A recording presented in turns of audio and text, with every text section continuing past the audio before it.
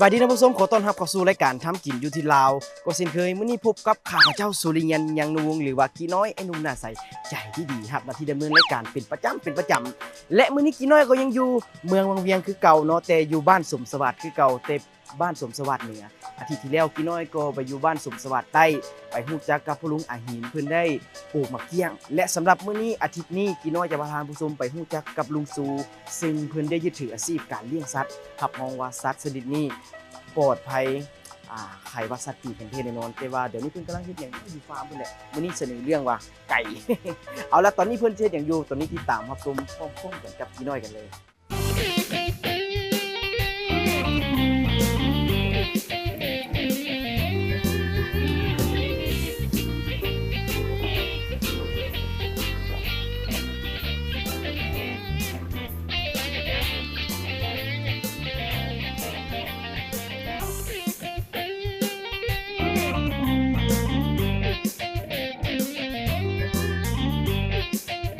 เรื่องการโคระบายน้ำสาเท่าใดเนาะรักษาความสะอาดเนาะหรือว่าเรื่องการที่ว่าฆ่าบ่ให้ไก่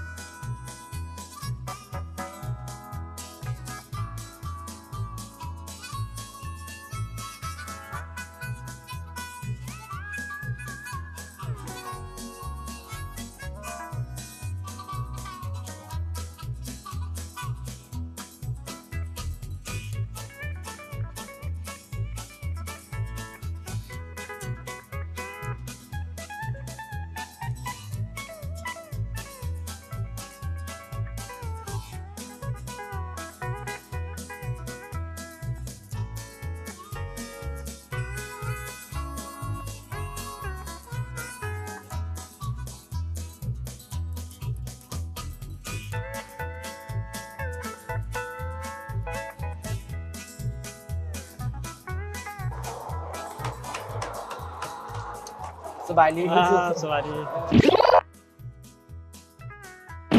กำลังเฮ็ดอีหยังอยู่นะกำลังอันเช้าอาหารนะเช้าอาหารให้ไก่มันได้กินทุกโต๊ะเนาะอันนี้มันเอิ้นไก่พันธุ์ไข่ป่ะไก่พันธุ์ไข่นี่นะตอนนี้ลุงกำลังเกลือหัวอาหารเอามีอย่างเกลือนี่อันนี้ก็มีซาลีแล้วก็ทำแล้วก็อาหารเข้มข้นเนาะแล้วก็หินเกล็ดอย่างละผสมแบบว่าใส่แบบอาหารแบบว่าของธรรมชาติเฮาก็ธรรมชาติแล้วก็วิทยาศาสตร์แล้วก็ว่ามีอาหารเข้มข้นนั่นเองเข้มข้นหรือเข้มข้นผสมเข้ากันแล้วไก่ลุงนี่มีหลายปานใดนี่คือเห็นตลอดอันนี้นี่เอาเข้าซุนี่1,100ตัวนี่นะ100ตัวเฉพาะตัวนี้บ่ตัวนี้นี่327เฉพาะแต่คอกตัวนี้นี่327ตัวแล้วยังมีคอกของลุงนี่มีจักอันมีจักของลุงนี่มีแต่2ฟาร์มนี่นะ2ฟาร์มเดียวที่นั่นก็เป็นอันนี้เป็นเจ้านึงนี่นะเจ้านึงของไอ้น้องกันเองเนาะแต่ว่าเฮ็ดร่วมกันแต่เฮ็ดแต่ว่าไปเฮียนชุดเดียวกันนะว่าเขาว่ามาเลี้ยงไก่นี่นะอันนี้เขาเอิ้นไก่พันธุ์แบบใดแบบว่าไข่อยู่แต่ว่าไข่แบบใดตัวนี้ไก่พันธุ์ไข่นี่ผม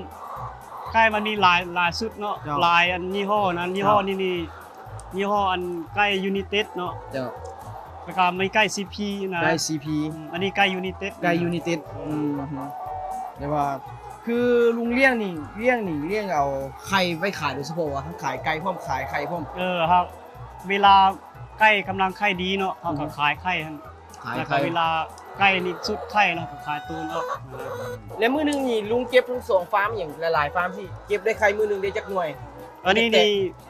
มันหักกำลังไข่เนาะมื้อนึงได้6 7 แตะนี่7 แตะเพราะว่ามันไข่ปกติแล้วนี่ก็ประมาณ30ปลายแตะในมื้อนึงน่ะ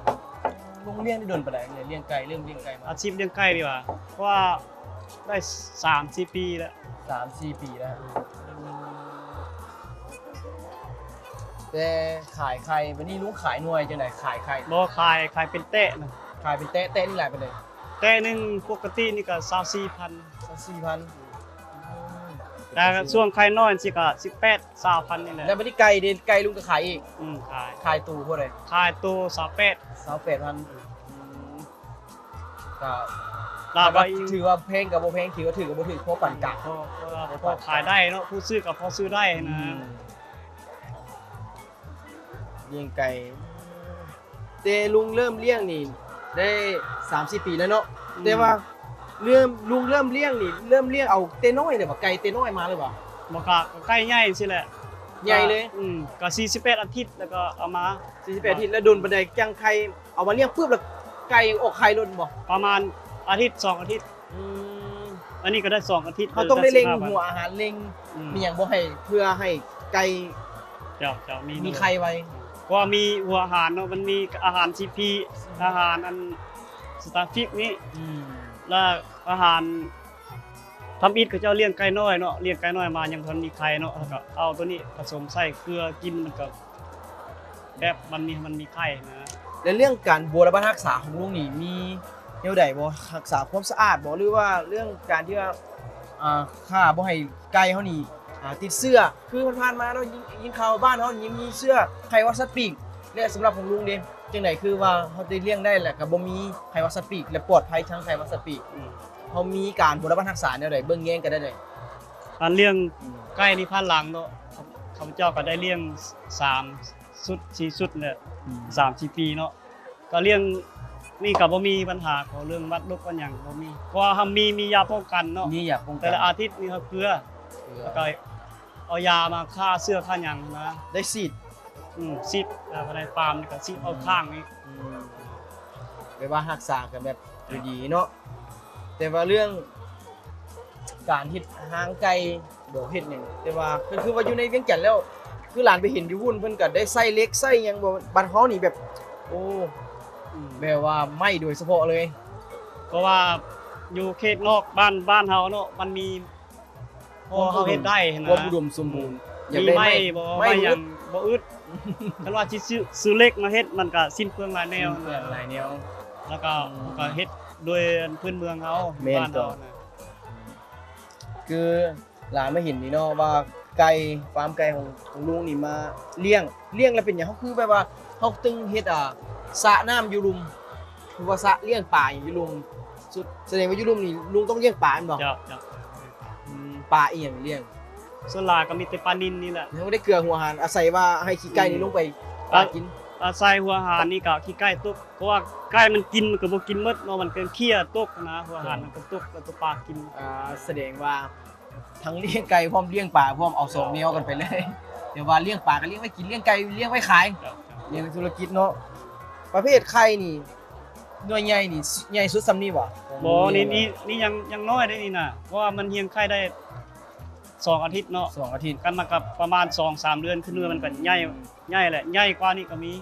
และไก่คือไก่พันธุ์นี่บ่มีแบบว่ามีฝักบ่ออกมาเป็นตัวบ่ไข่บ่เป็นตัวนี่สิบ่ได้เฮ็ดจังซั่น บ่นี่นี่ มีแต่ สมมติ เลี้ยง มา ไข่ ขาย ไว้ ไข่ ขาย ซื่อแล้วเพาะพันธุ์ตัวนี้นี่ แต่ว่าประเทศลาวเฮายังบ่ทันสามารถเฮ็ดได้หรอกเพราะว่าเอาประเทศอื่นมาเลี้ยง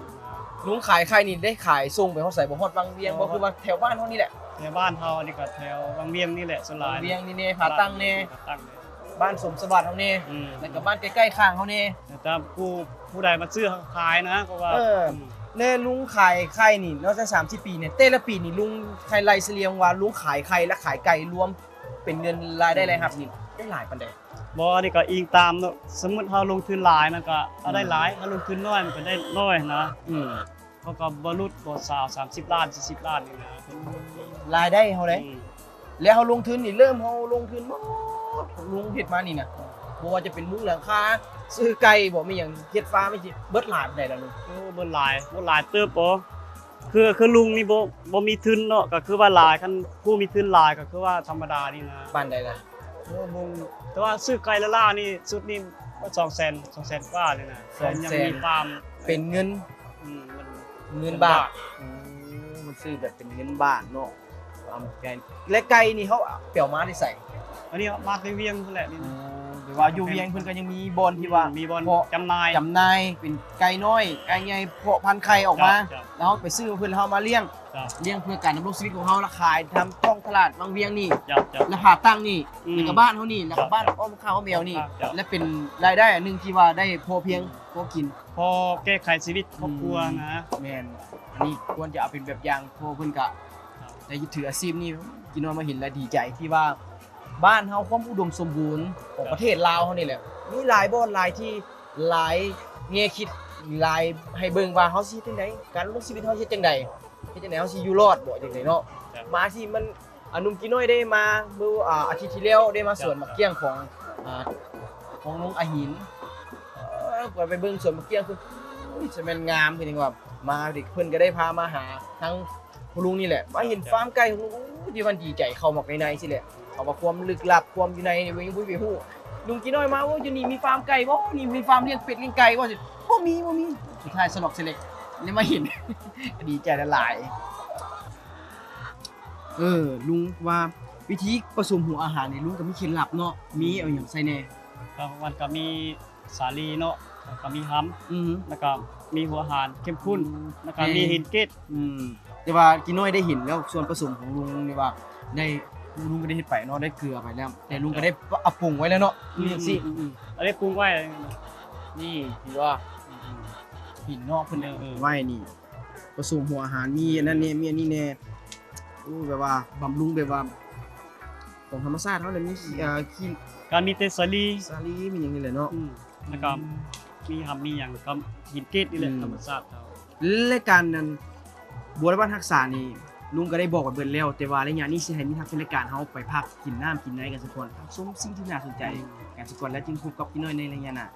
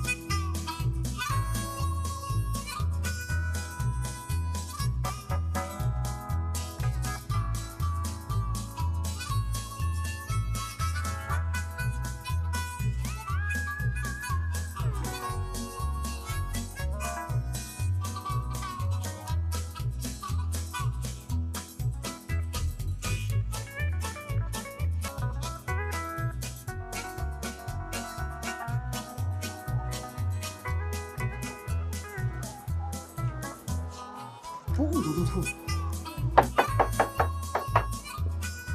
เก็บไปรถ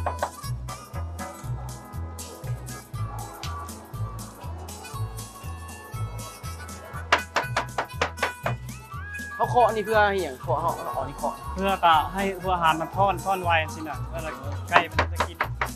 มันลด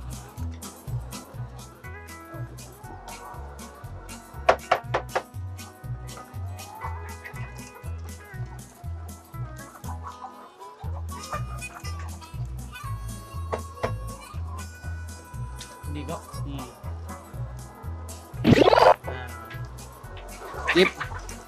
เก็บไข่นี่เขาบ่ได้เลือกเนาะเขาจับใส่เลยแล้วเขาจะไปเลือกต่างหาก จับใส่เลยเวลาไปเวลาเขาจังค่อยพัดเอา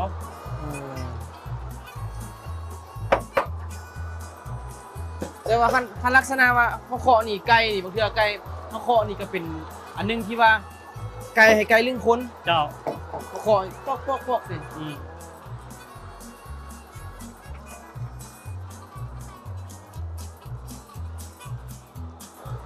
สมมุติว่ามีกะเขาเก็บไข่ไปสิก็มีคนมาซื้อเลยป่ะ ครับมีอยู่ เจ้ามาซื้ออยู่ฟาร์มของลุงเลยป่ะบ่ได้ไปส่งกับเจ้าอ่ะ บ่ส่วนหลายเขาเจ้าซื้อน้อยเนี่ยเขาเจ้ามาซื้ออยู่ฟาร์มนี่ โ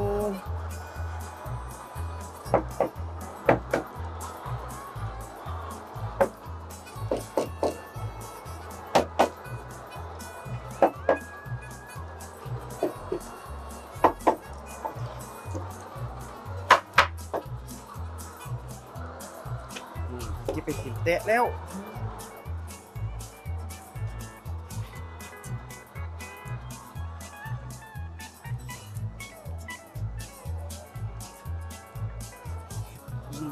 นี่แล้วแหละโอ้โหมีแต่ไข่หน่วยใหญ่เนาะเอ้าเขาจัดคือบ่คือกันซั่นนะ เพราะนี่เนี่ยปิ้นได้เนี่ยสำหรับปิ้นลงสิเนาะ โอ้วิธีเก็บไข่เขาต้องเอาทั้งแหลมๆนี่ลงใส่ที่แล้วเขาสิไปคัดเลือกต่างหากอีกมันบ่ เวลาคัดกับตัวใหญ่ก็ใส่แตะอันนึง เป็นแล้วมันก็วิธีการบริบททักษะของลูกนี่ครับว่าแตกต่างของคนอื่นเนาะบึงห้านเขาก็ได้เอามูลไส้ที่ว่าเป็นไม้หมดเลย จ้ะ เป็นไม้หมดเลยบ่ว่าไม้นี่เขาก็เฮ็ดเอาเองเบิดหมดลุงเฮ็ดเอาเองเบิด จ้ะ ไปว่าไม้ไผ่นี่ขึ้นไปตัดเอาอยู่ถึง อยู่ ปู เทิ เลย ง เนาะ ปูแหละ โอ้ยไก่ตอด ธรรมชาติกันเลยเอาล่ะท่านผู้ชมรายงานนี้ก็หมดลงเพียงเท่านี้อย่าลืมรายงานหน้าพบกับน้อย2คนกับลุงในรายงานเคล็ดลับเกษตรเพิ่นสิมีเคล็ดลับว่าการเฮ็ดจังไดจังบ่มีเสื้อไข่วัสปีเฮ็ดจังไดจังปลอดภัยจังได๋เพิ่นบูรณารักษากันจังไดเพิ่นจะได้ขายดับขายดีขึ้นจังซี่ขายดีขายดับแปลว่าใครขายเบิด เอาล่ะตอนนี้พักชมซีซั่นสุดเด็ดกันก่อน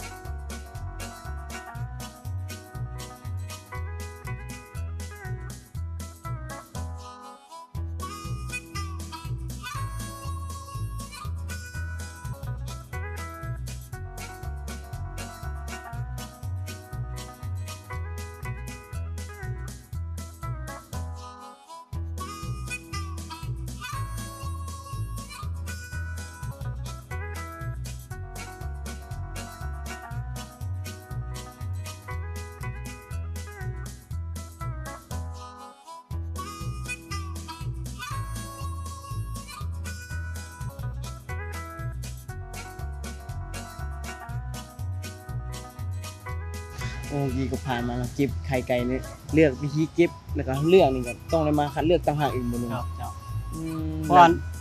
หน่วยมันบ่เสมอเนาะเพราะมีหน่วยใหญ่ได้หน่วยน้อยได้ อืม หน่วยน้อยต้องใส่แตะต่างหากแล้วก็ขายราคาอัน ขายราคา คือ ต่างหากบ่คือกันเนาะ จ้ะ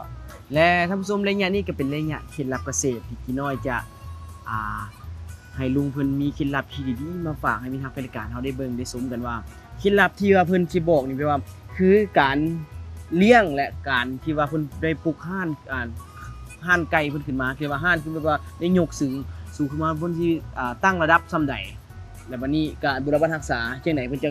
บ่มีเสื้อไข้หวัดบ่มีหยังเพิ่นมีเคล็ดลับของเพิ่นตอนนี้จะให้ลุงนี่ฝากให้มีทางรายการ จ้ะ กันเลย เพราะว่าเริ่มเจ้าเฮ็ดฟาร์มเนาะ เจ้า ฟาร์มนี่ก็ว่า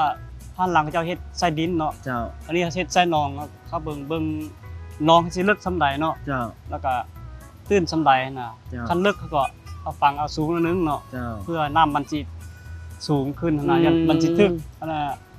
อันไม้มันสิดุกเนาะ เจ้าเจ้า อันนี้เขาเฮ็ดธรรมดา2เมตรนี่นะฟาร์ม และเคล็ดลับของลุงเลยยังมีแบบปลูกวันและยังอันตั้งข้านขึ้นแล้วทางลุงยังขุดสระไว้เลี้ยงป่าเพื่อว่าให้ขี้ไก่ลงไปเป็นหัวอาหารของป่าเลย จ้ะ สามารถทั้งเลี้ยงไก่เลี้ยงป่าให้พร้อม จ้ะ และเคล็ดลับของลุงอีกเฮ็ดจังได๋ที่ว่าไก่เฮาจังบ่มีเสื้อไข้หวัดสัตว์ปีก โอ้อันนี้ก็มี อืม มีอันเดฟสัตวแพทย์มาแนะนำเนาะเลี้ยง อืม ไก่นี่เขาต้องรักษาหนึ่งคนนอกบ่ให้เข้าเนาะคนว่าบ่มี บ่มีความจำเป็น ความจำเป็นเนาะอยากเข้าต้องมาผ่านอัน ผ่านเฮาต้องได้กวดเบิ่งว่าจังได๋จังได๋ ประการ2มาก็ได้ค่าเสื้อค่าหยังก็มี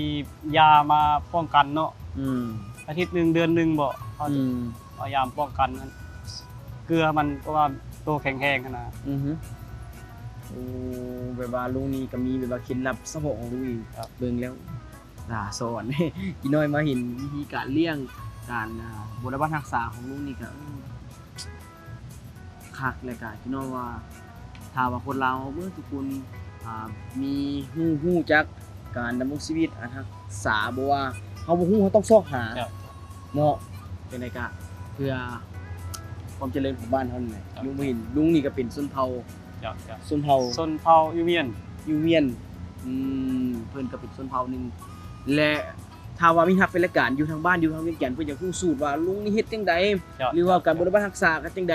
และเพิ่นสิอยากมาเบิ่งฟาร์มของลุงหรือว่าอยากมาซื้อ จ้ะจ้ะ ไข่ของลุงเพิ่นสิโทรกันมาจังใดจะมาหาลุงจังใดมีเบอร์โทรบ่ลุง มีบ่ เจ้าเบอร์โทรเท่าใด วินโฟนเนาะ030 030 5200 568 03052000568โทรเข้ามาหาเพิ่นเลยเนาะ ครับ อยากได้ไก่บ่อยากคัดได้ไข่บ่เพิ่นยินดีมาซื้อเอาเลยไปส่งก็ได้บ่ไปส่งเพิ่นก็ได้บ่ โอ้ส่งการเดินทางไกลเนาะ ได้เดินทางไกลหรือว่าอยู่อ้อมแอมใกล้นี่ อันนี้ก็ว่าแล้ โอ้ ว ตัวเอาไข่มา ส่ ส่ ง งเด้อ ส่งพระเจ้านี่นะ โทรมาหาเพิ่นเลยเนาะว่าอยากรู้วิธีการบริบาลรักษาหรือว่าไข่เนี่ยอยากซื้อไข่ข่อยไปซื้อน้ำเจ้าใส่ข่อยอยู่บ้านพี่เด้อสิเนาะสบายซื้อมาหาเพิ่นเลยเพิ่นก็เป็นพ่อบ้านอีกในคุมบ้านนี่แหละบ้านนี้ก็เอิ้นบ้านสมสวัสดิ์นี่นะ เนาะ เอาเลยมาฮอดระยะนี้เวลาก็หมดเวลากันพอดีกี่น้อยก่อนจะจากกันกี่น้อยก็ต้องขอขอบใจลุงหลายๆขอขอบใจที่ให้กี่น้อยได้มาเบิ่งวิธีการบริบาลรักษาวิธีการเลี้ยงไก่ของเพิ่นนี่แหละเบิ่งแล้วมันก็บ่ยากกันเลยเนาะและพิเศษก็ต้องขอขอบใจที่ให้ที่พักที่เซาของกี่น้อยนั่นก็เป็นวังเวียงรีสอร์ททำจากนั่นเองให้ที่พักที่เซาที่กินที่อยู่ที่กี่น้อยได้มาอยู่วังเวียงนี้เนาะและพิเศษก็ต้องขอขอบใจมิตรทักแฟนรายการอยู่ทางบ้านที่เบิ่งรายการทำกินอยู่ที่ลาวตั้งแต่ต้นจนจบรายการกันเลยกี่น้อยต้องขอขอบใจหลายเอาล่ะมาว่าตอนนี้กี่น้อยพร้อมด้วยทีมงานพร้อมด้วยลุงต้องขอกล่าวคำว่าสวัสดี